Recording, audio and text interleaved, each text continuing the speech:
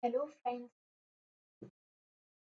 new video and in this video I am going to show you how a stop timer works. We are going to do this in a desktop application. Okay, it will be a desktop application. So Tkinter is a module that is used to create desktop applications. Okay, so now in this video we are going to create. So now let's create. The first line is import Tkinter from as TK. Okay, which means we are taking the module called Tkinter to our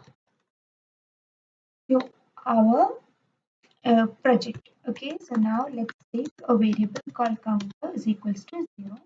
Now let's define the counter, a function called counter label with the argument label.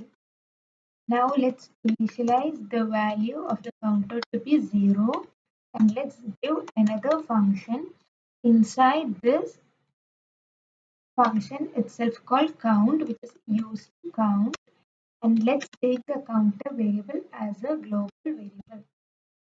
Now each time what we are doing is we are like incrementing the counter variable. Okay, so now let's give label.configure. This is done because each time your value changes, means it will change from 1 to 3 like that, right? Each time the value changes, that should be configured to your label as well. Now let's give label after and let's give 1000 and now let's give the variable count here. Okay, so this count means it is the name of the function itself, so that each time after 1000 milliseconds or 1 second, what is happening? It is going back to this function itself and increment goes on like that. Okay. Now let's give the function call of the count outside the function as well. Now let's create an interface. So first I am going to create a Windows screen called root. Now let's give root.title, which means the window title can be a stopwatch. Now let's give a label called tk dot label of root, comma root means it's our window, and let's give a foreground color. Let's try to get that dark green.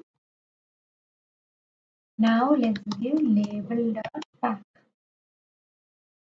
Now we have to give a function call for the function that we have given with an argument label.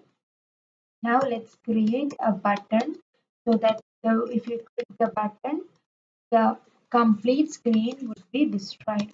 Okay, let's give as the text to be exit from the application.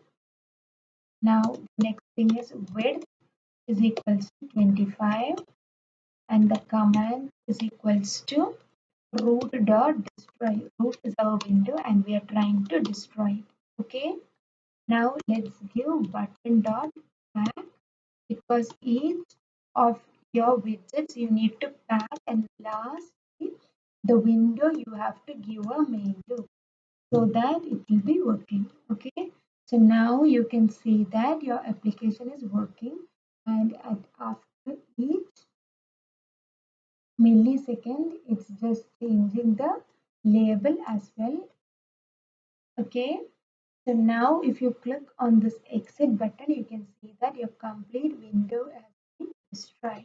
Okay, so that's all for this video, and if you like this video, please do subscribe to my channel, like and share this video. Also, if you have any comments, please do comment below. Okay, see you on the next video with some other project.